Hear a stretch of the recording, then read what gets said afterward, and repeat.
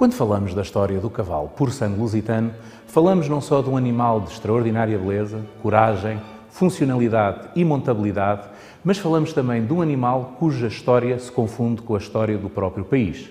E um dos aspectos mais interessantes nesse âmbito tem a ver com a independência de Portugal em 1640, a restauração, quando Dom João IV tornou lei que era necessário criar cavalos como modo de assegurar uma cavalaria no exército e assim Portugal poder naturalmente defender-se. Será um conjunto de nobres, surgidos a quando da restauração, que terão enorme importância na arte equestre portuguesa. Entre eles, Dom Jaime Alves Pereira de Melo, terceiro Duque de Cadaval, que nós encontramos aqui neste belíssimo quadro, em que, sendo estribeiro-mor de Dom Pedro II e de Dom João V, terá uma importância enorme, quer na arte equestre, no toureio e, naturalmente, na dimensão mais bélica do exército. Com o surgimento da Casa Cadaval em 1648, surgia também aquela que é considerada por alguns estudiosos como a cudelaria mais antiga de Portugal. Seguramente que uma cudelaria com estes pergaminhos de historial tem muito a contar sobre a história do próprio cavalo lusitano. Visitar esta cudelaria e a sua guardiã, neste caso Teresa Schönborn, a quinta senhora da Casa Cadaval e que gera a cudelaria há mais de 35 anos, é simultaneamente um dever, mas também um prazer.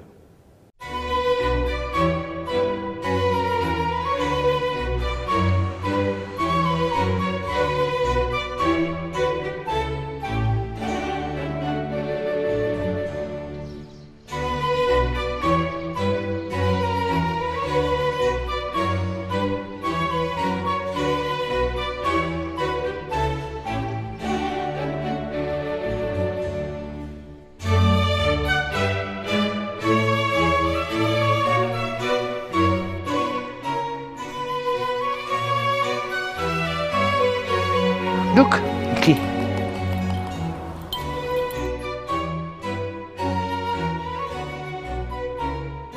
Didi, venha cá.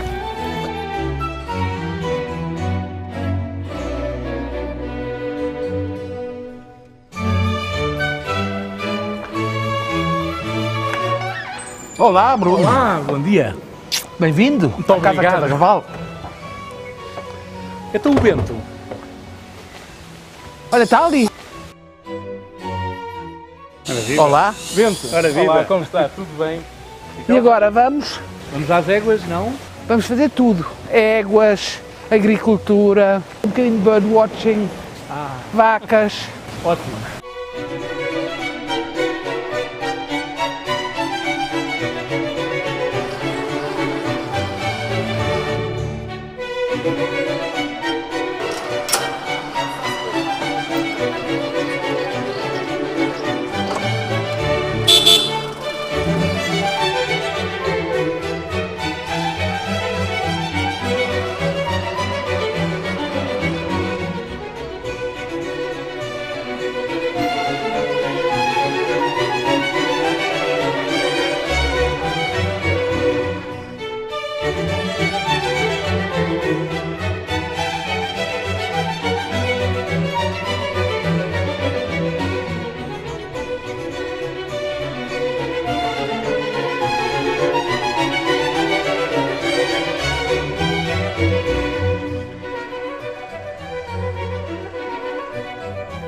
Teresa Schönborn tem desenvolvido e levado a cabo uma revolução tranquila na sua cudelaria, com paixão e entrega. Desde o início que se tem pautado pela procura de informação e colaboração de técnicos de referência, como o Dr. Filipe Graciosa e o engenheiro Bento Castelhano, procurando selecionar e desenvolver através do emparelhamento criterioso de garanhões de grande qualidade na raça, com uma iguada bastante homogénea e sobre a qual se tem vindo a recolher muita informação, o que permite uma otimização e melhoria de ano após ano.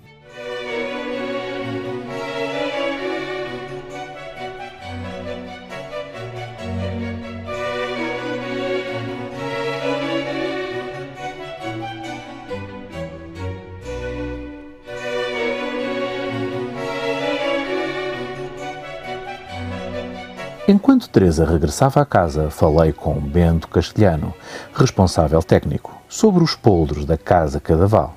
Bento, estamos aqui junto dos poldros de 2 e 3 anos para tentar perceber como é que gera a seleção dos emparelhamentos. Há um trabalho que é feito nos dois sentidos. Por um lado, tentar estabilizar características genéticas que nos dê a maior garantia possível de animais que possam chegar a grande prémio, com qualidade de andamento e com montabilidade suficiente para isso. E isso exige, dentro dos animais de casa, machos e fêmeas, selecionar justamente no que nos dê garantias nesse sentido e depois ir introduzindo as características que nos parecem que a nós nos façam falta. Se eu não introduzir alguns garanhões que nascem cá e se não for montando as éguas e testando dentro do possível também a linha feminina nesse sentido, eu acabo por não saber o que tenho em casa. Claro. Portanto, preciso sempre de fazer alguma triagem, os maus serem eliminados, daí escolher apenas os melhores, apenas introduzir pôlderas novas no efetivo feminino que tenham características melhores do que o efetivo reprodutor, porque senão não adicionam nada, não se consegue progresso genético. Há aqui 3 garanhões diferentes,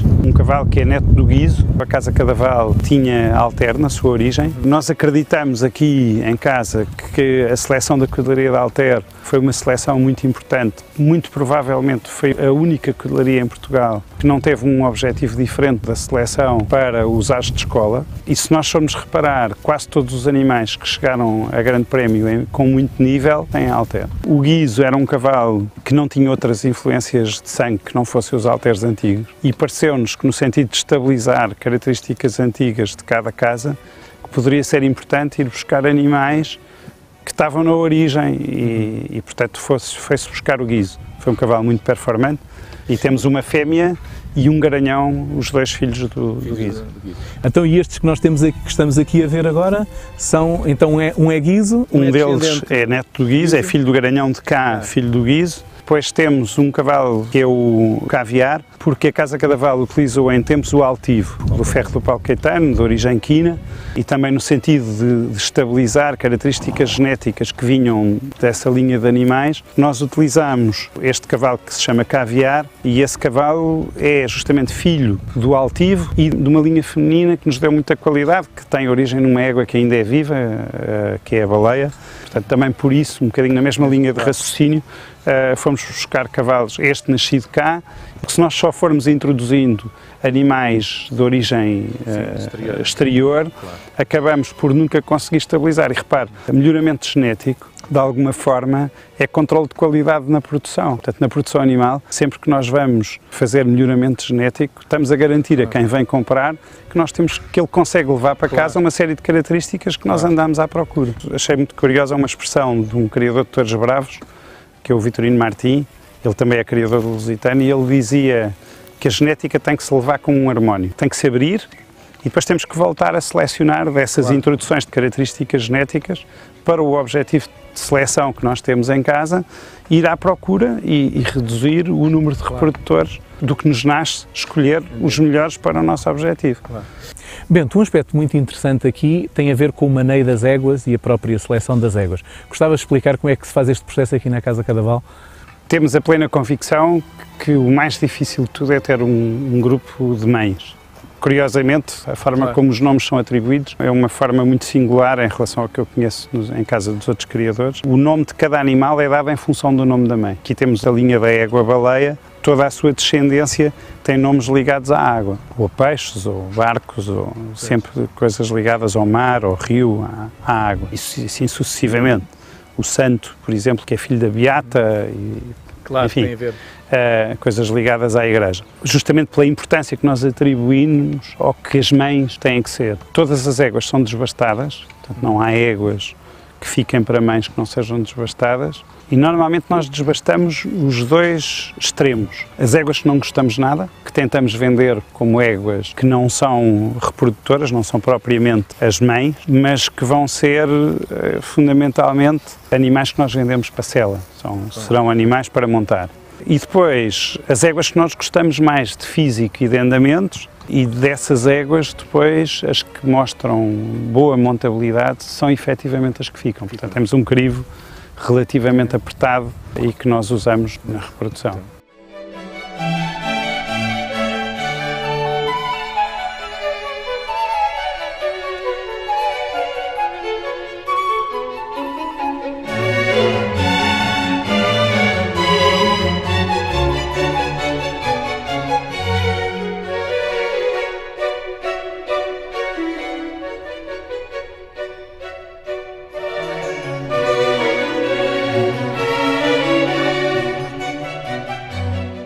partimos ao encontro de Teresa Schönborn, que já nos esperava nas centenárias cavalariças da Casa Cadaval.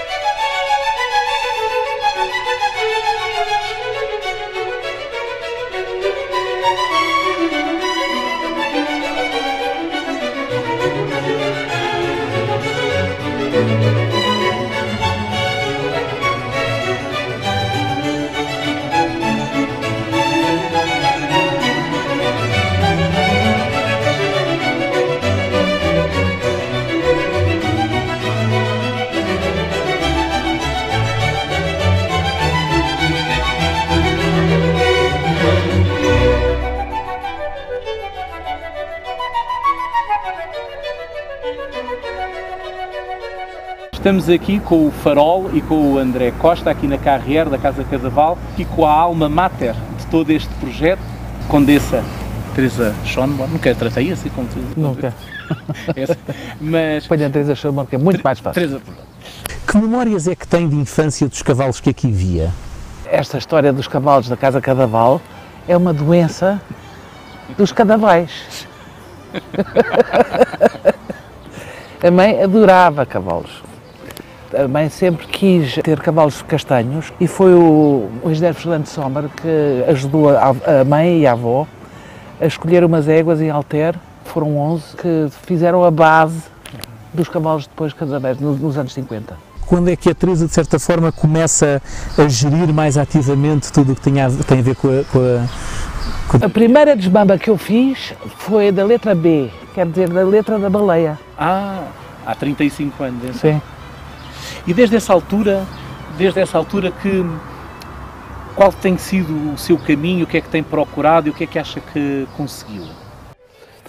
Eu acho que consegui muito com a ajuda deste senhor e outros também, e outros anteriores, como por exemplo o Dr. Filipe Graciosa, João Pedro Rodrigues, e como primeiro foi o engenheiro Fernando Sommer, que mudámos a parte toda alimentar, a parte das desparasitações, no fundo, muita parte do maneio. Mas é um segredo que eu acho que toda a gente, hoje em dia, nos últimos 30 anos, conseguiu melhorar imenso o cavalo lusitano através disso.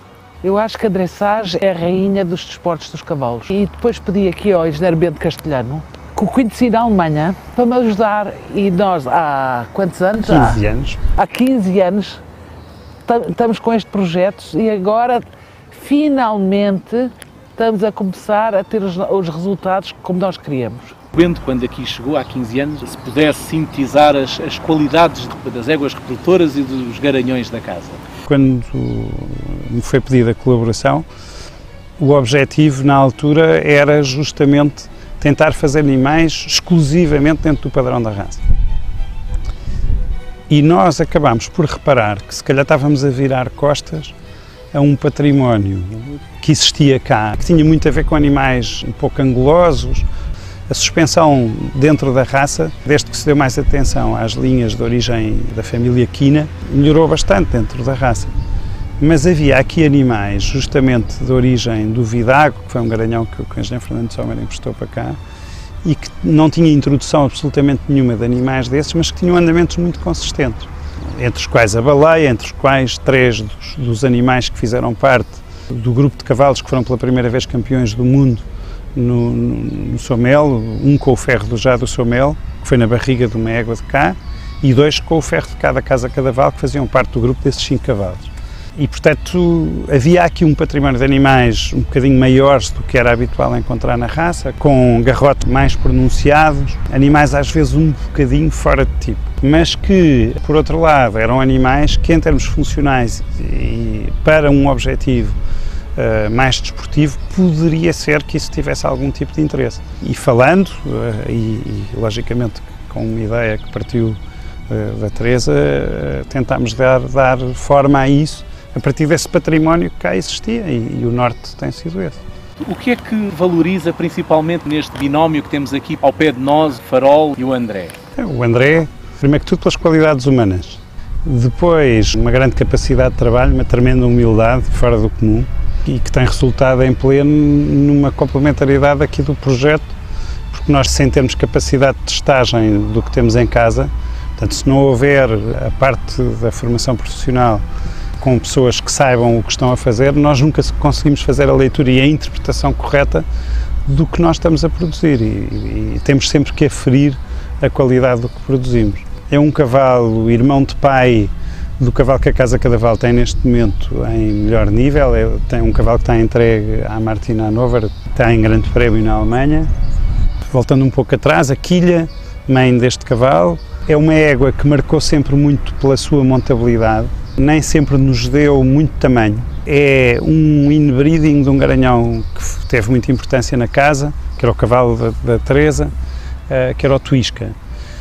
Ele é filho, a mãe, a Quilha, era filha e neta do Tuisca. Depois, o projeto com ele era ver se nós conseguimos voltar um pouco atrás e, pelo lado do pai, juntarmos mais alguma quantidade de genética da baleia.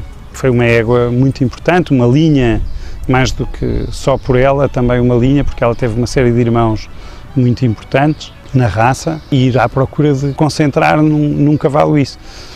Se calhar não é o cavalo mais típico que a casa já produziu.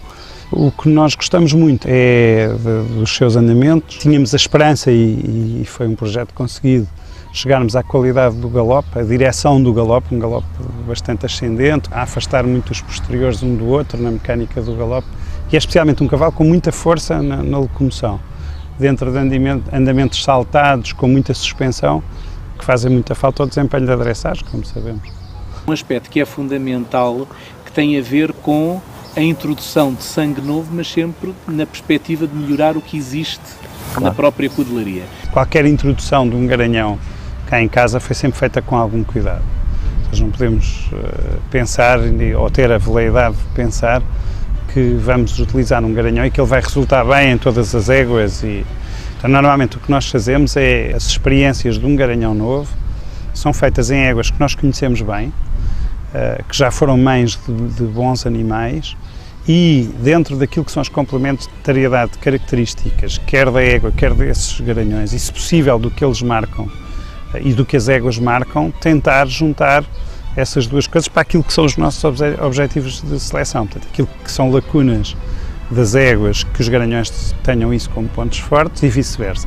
Quem faz melhoramento genético não tem interesse nenhum em introduzir características num efetivo que geneticamente não esteja estabilizado. O que é ter estabilidade genética? É, de forma consistente, geração após geração, que haja uma série de características que aparecem sistematicamente.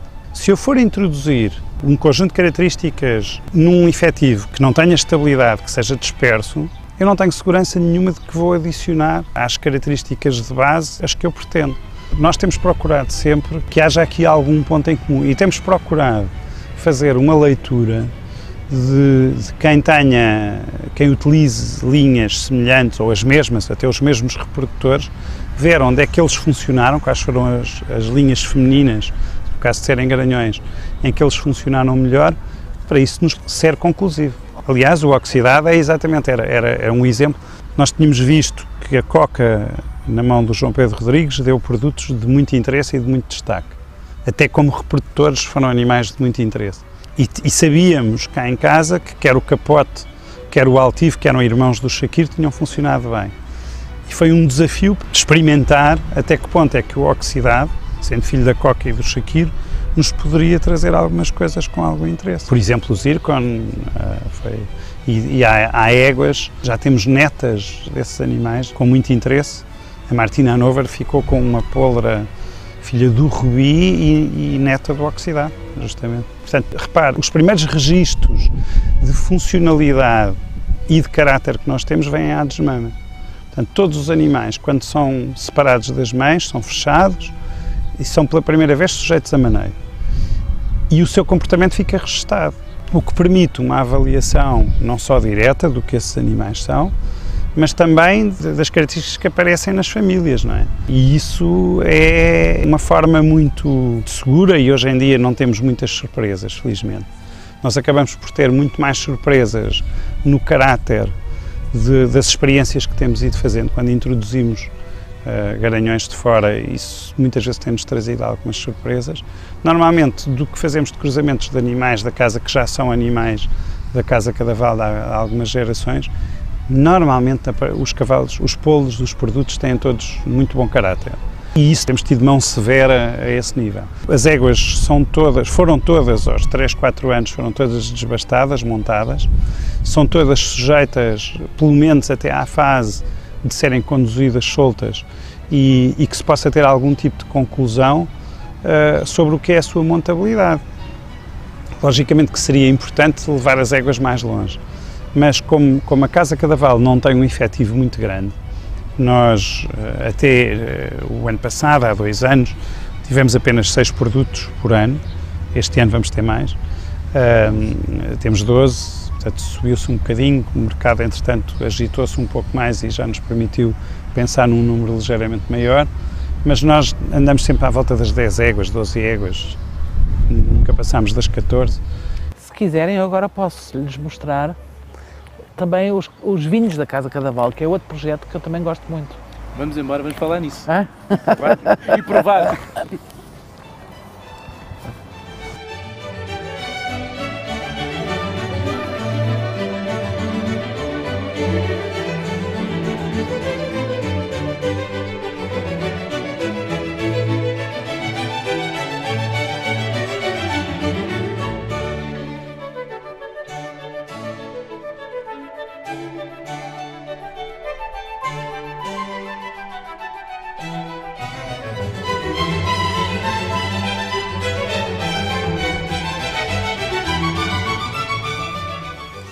Vou-lhes servir aqui o rosé.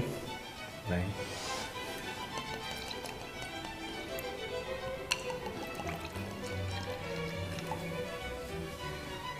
Aqui já não precisa de seleção. Então aqui tem que ser mesmo a Teresa.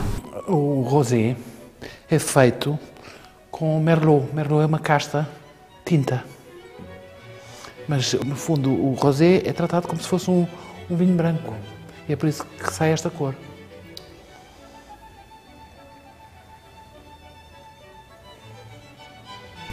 E está ótimo. Mas nós estávamos a falar, e Casa Cadaval não são só cavalos.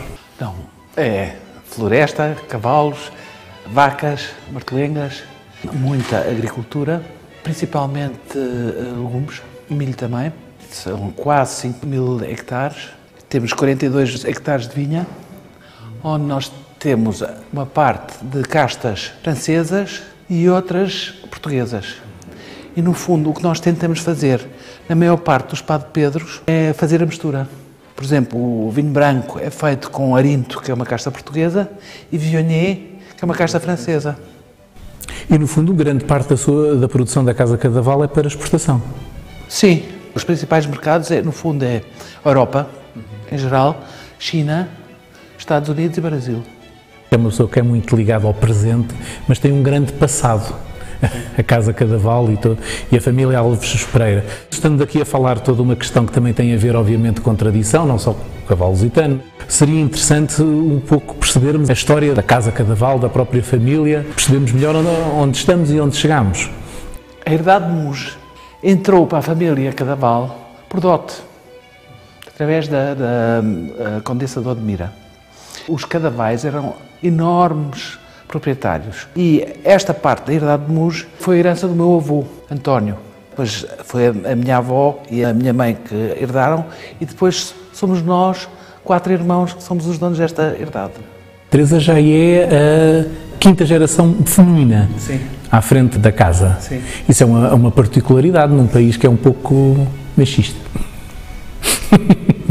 Foi sempre assim, estou habituada assim, por isso não lhe sei dizer se é machista ou não. Eu dou-me lindamente. Não foi uma escolha, aconteceu. Pois. Porque os cadavais iam morrendo. E a mãe era a única filha. Há um aspecto também que é muito importante e porque até de certa forma faz a ligação com uma dimensão toda mais cultural, que foi a sua avó, Sim. não é? Marquesa de Cadaval, que origem italiana, mas que veio para Portugal por casamento e geriu também Muge. Sim, sim, sim. Possivelmente quem está mais ligado à vertente da agricultura, dos cavalos, da vinha, poderá conhecê-la nesse lado. Há uma grande parte das pessoas que conhecem pela sua parte de mecenas de cultura. Não só, por acaso, este vinho foi uma homenagem que eu quis fazer à minha avó, que é a música. Depois ela foi uma das primeiras enfermeiras, porque ela nasceu em 1900, na Primeira Guerra Mundial. Foi enfermeira radióloga. Depois, esta parte, que é a parte arqueologia, que há aqui em Muge, que ela também estava muito interessada. E esta parte, porque ela era chiquíssima. Eu achava. E montava lindamente. Estava aqui a ouvi-la e, no fundo, pensando em todo um legado que se mantém ativo e que quer que continue, a ideia que faz é que há aqui uma administração dinâmica, criativa. O que é que quer dar de marca pessoal aqui à casa? Eu acho que a minha marca pessoal é que eu tenho uma grande equipa. E sem a equipa, porque eu acho que não se consegue fazer nada sozinho. Temos que sempre trabalhar em equipa e é o que eu tento fazer em todos os sectores da casa. A concluir, o que é que representa para si o cavalo lusitano? O cavalo lusitano, no fundo, representa para mim um cavalo que eu sempre conheci cá em casa. É o cavalo que eu conheço melhor e, para mim, é o melhor cavalo do mundo. Em todos os aspectos, como caráter, como membro da família e como quase ser humano, quase ser fazer parte. Brindemos a isso?